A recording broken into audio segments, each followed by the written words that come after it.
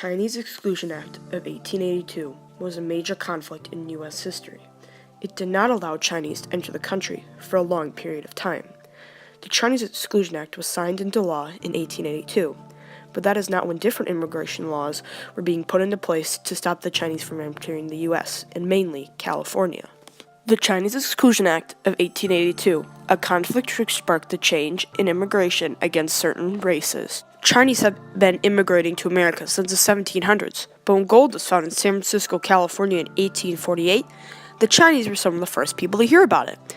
Chinese started coming by the thousands to San Francisco. Most were men looking for money that they could send back to their families in China. Most Chinese were organized into groups of 50 or more to go find gold for different companies. Many white Americans started to get mad at the Chinese because they were taking away all the jobs from them because they would be paid very low wage that the Americans would not take. Many anti-Chinese groups broke out and started riots in the Chinatowns and demanded that something would be done at a national level, and it didn't get passed into law until 1882. The Chinese Exclusion Act of 1882 was a significant immigration law which discriminated against one race, and this caused immigration to become very strict against certain ethnicities, which still happens today. As more and more Chinese came into the country, they created their own little towns that were called Chinatowns. Chinatowns is where most of the anti-Chinese riots happen. They would come into the Chinatowns and burn down their houses and kill the Chinese who were in the wrong place at the wrong time. The anti-Chinese groups did this because they were trying to get the government to create the Chinese Exclusion Act.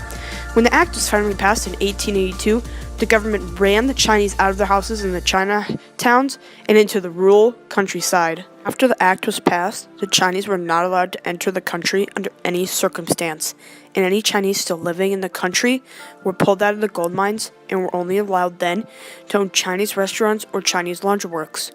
Store owners who had hired Chinese fired them or kept their identity a secret from the public.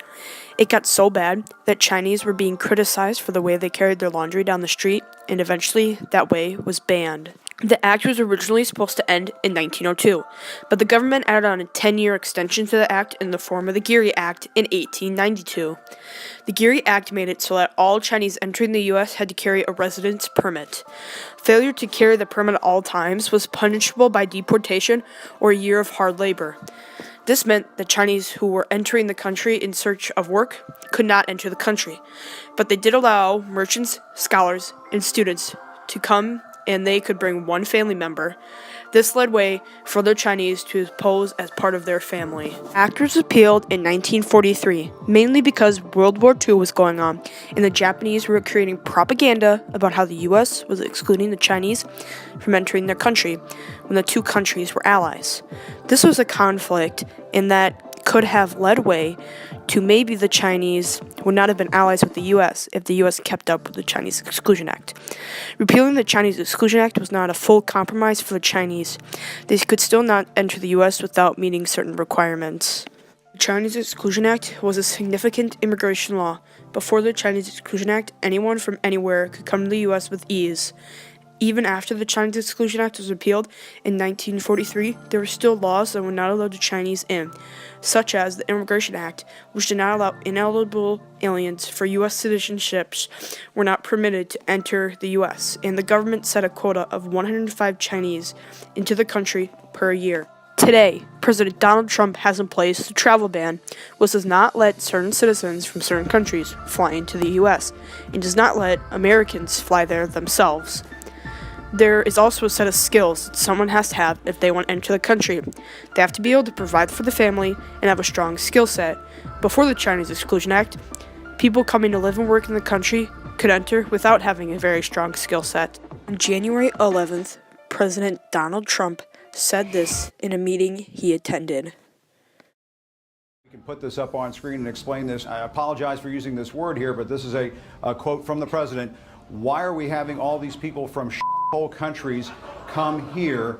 Trump said, this is in the Washington Post, according to these people who are in the meeting, referring to African countries and Haiti. He then suggested that the United States go about bringing in people from other countries like Norway, whose prime minister... This shows that our nation's president wants our country to be filled with more people from countries like Norway, because their people are mainly white.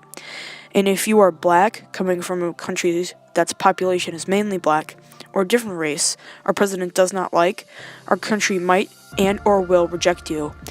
This is just a way bigger version of the Chinese Exclusion Act, not just discriminating against one race, but many different races at once. The Chinese Exclusion Act was a turning point in the way the government has set the immigration laws, even today.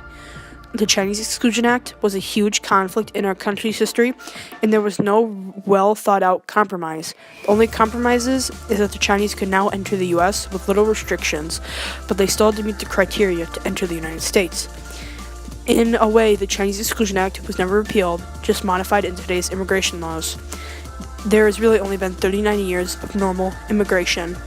The Chinese Exclusion Act impacted the amount of Chinese that are in the US. To put it into perspective, the Chinese only make up 1.2% of the population. There are more Puerto Ricans living in the US than Chinese. During an interview I conducted with Charlie Chin, a historian at the Chinese Historical Society of America in San Francisco, California, he told me that most of the Chinese that are coming from overseas are going to Canada and not the US.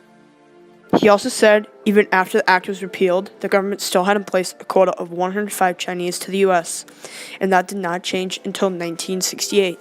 And the recognition of the PRC by the USA did not happen until 1979. That's only 39 years of normal immigration, and that's not a long time. Considering that the Exclusion Act went on for 60 years, that means that the act was in place longer than we've had normal immigration. Hopefully soon, our government will see that the Chinese Exclusion Act of 1882 was a conflict in history that did not have a true compromise, and we'll see that it was a major conflict and try to change that it did not have a true compromise. Or they will not see that, and we'll still have similar immigration laws that our great-great-grandparents had to deal with when they were trying to immigrate to the United States. It's 2018, let's try to act like we're from 2018 and not 100 years ago with our immigration laws.